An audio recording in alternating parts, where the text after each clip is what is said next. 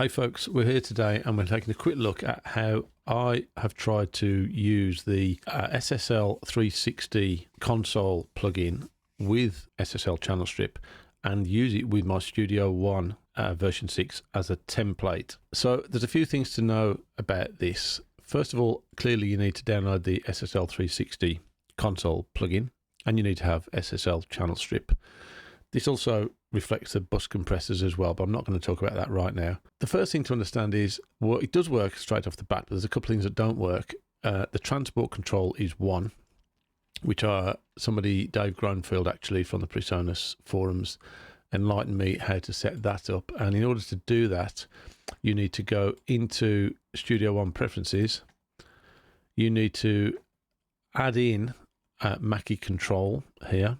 This one's defunct. Let's get rid of that. Into add in Mackie control, and when you do that, let's just move this over here. You need to select receive from SSL v MIDI port 1 source, and you need to send to SSL MIDI port 1 destination. If you select those two, and then like I've got it selected, just leave it sitting there. Again, this is the one I've just done, so I can remove that. Just leave it sitting there. That will be okay. If you go into your SSL settings, you should have Studio One. Door configuration should be Door One Studio One, and plugin transport mixer transport should be Door One Studio One as well. That will then enable this transport. I've got a drum loop in there for later, and my fader port transport that I'm using to both do the same thing. It's not essential. You don't particularly need it, but I just thought it'd be cool to have it working, try and get it working. So what I've done, I've got my template consists of a number of things that I use for building up someone's song or my own song maybe. So generally people will send me a file, a WAV file or something like that, and I will add in guitars, maybe some percussion. They might send me some vocal tracks, whatever, and I'll build it up to something just as a demo to play around with. So I've got import file here, which I use to drag their file into. I've got electric guitar bus, which has got some Kemper profiler inputs on it.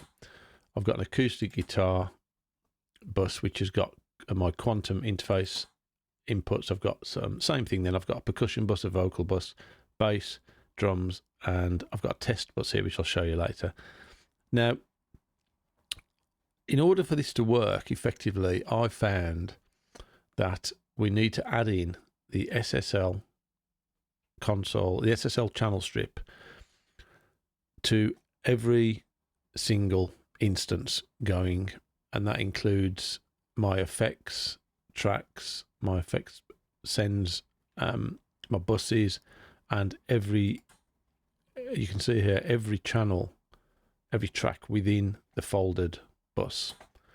And the reason for that is because I wanted, if you want full control on the SSL plugin, you need to have, you need to think of it like an analog console, in that every single channel has this attached to it. Which it would do if you were treating it as a normal console. You would have every single thing would have this this EQ attached to it because it would be coming back into the mixer. So just to quickly go through the mixer, I'm not going to go into detail about the EQ and everything. There's a couple of things that work well. There's a couple of things that don't work well. So in order for this to reflect all your channel numbers across the top here, 1, 2, 3, 4, 5, 6, whatever, because Studio One treats this up here as a number, when you look down here, even a bus or a folder has a number. If you want the numbers to reflect directly in here, you need that. You need every channel to have it on. If you don't, it works, but all that happens is you get numbers missing at the top here, because if you don't have SSL on the folder, it doesn't show up in here. Not necessarily that you have to use it, but it doesn't show up. Again, I'm not going to cover every single aspect of this. I'm just going to show you how I've set it up to use here and a few little things about it. So for starters, when you've got the SSL open, if you're in the top window here above the fader and the pan and width thing, the scroll button scrolls everything up and down. Okay. Now, also, you'll see if you're in the bottom window, in the mixer window, the scroll button moves left and right. Now, that's really handy. Works well.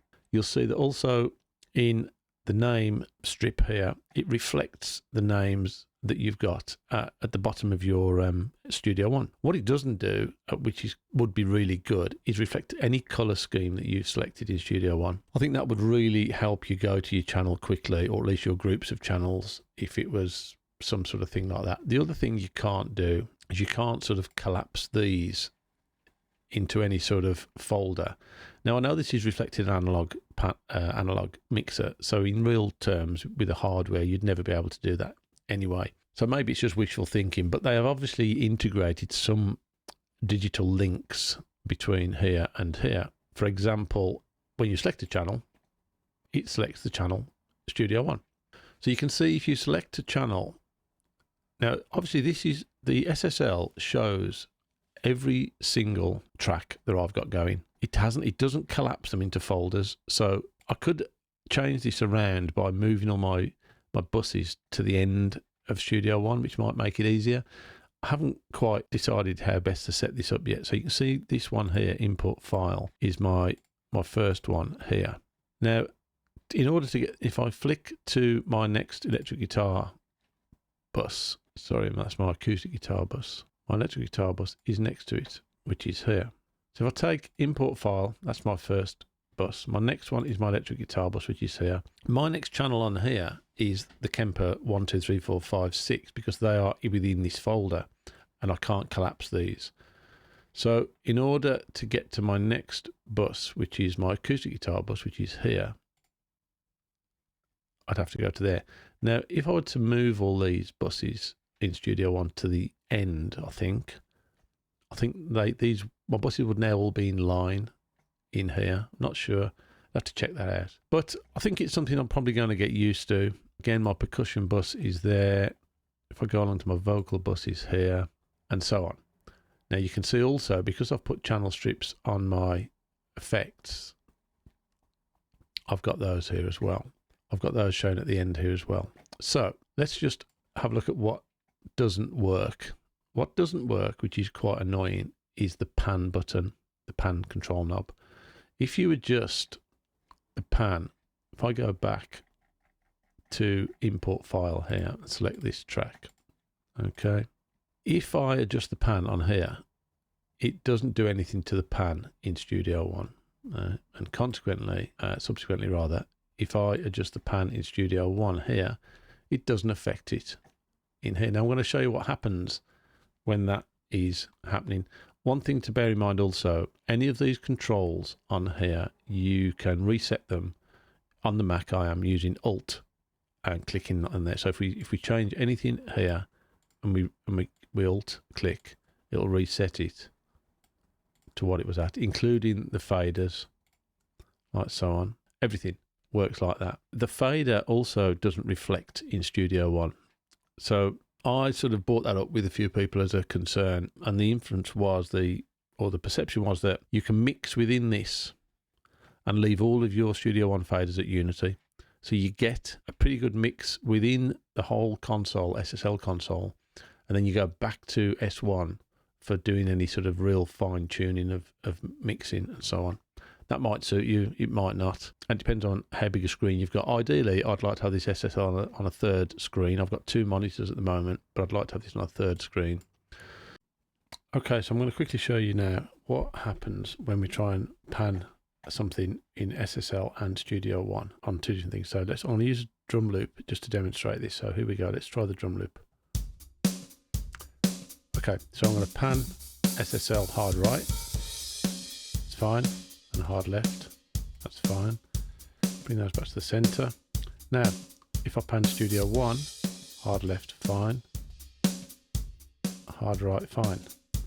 If I use SSL hard left and then use Studio One hard right, disappears completely. And the same, if I go the opposite way around, this happens.